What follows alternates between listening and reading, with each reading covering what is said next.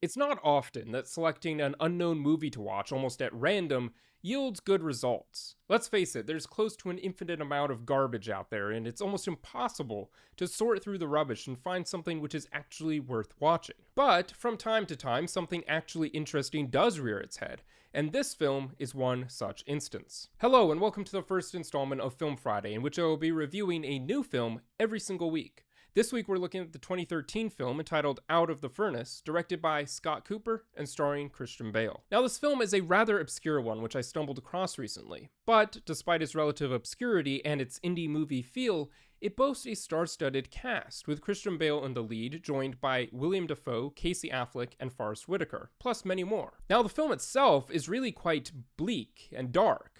Now, to be fair, the bleakness is not without a point, but it is reminiscent of the tragedies of ages past, which ended without any glimmer of hope. It tells the story of Russell Blaze, a steel mill worker in rural Pennsylvania, and his attempts to keep his younger brother, Rodney, safe, while the latter tries to work off debts he owes to a local bookie. Eventually, this younger brother finds himself too deep in debt and attempts to pay off all he owes by fighting in a prize fight run by a sociopathic drug dealer. Now, my main issue with the film is that it took the majority of the runtime to begin the actual plot. The first hour or so was simply just a depiction of life events that Russell Blaze, the main character, was going through. His work at the steel mill, his accidental vehicular manslaughter, his time in prison, and so on. To be fair, all of these do play a role in the plot, generally speaking, since they serve to tell us more about the character of Russell Blaze, and more specifically, because his time in prison left his younger brother all alone, and it was during this that he turned to prize fighting to get himself out of debt. But the first half or so of this movie was far too slow-paced, given the potential which the story behind it offered. Then, once the main plot did begin to unfold, it did so all too quickly, and sadly somewhat predictably.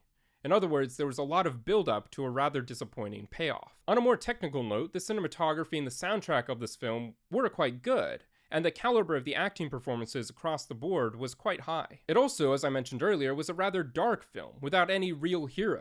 Just a guy trying to do right by his brother the way he thought was best. In conclusion, this is a movie which I am glad to have watched, but I have no intention of rewatching anytime soon due to its oppressive bleakness. That said, I do think it is well worth watching for certain audiences, and fans of Christian Bale, but don't expect it to be an uplifting movie of any sort. And while perhaps it is not my favorite movie, it certainly is an underrated movie, which does not get anywhere near the attention or recognition which it deserves. With that being said, thank you for watching, and be sure to comment your own thoughts on this film below. And don't forget to subscribe for more movie commentary and reviews.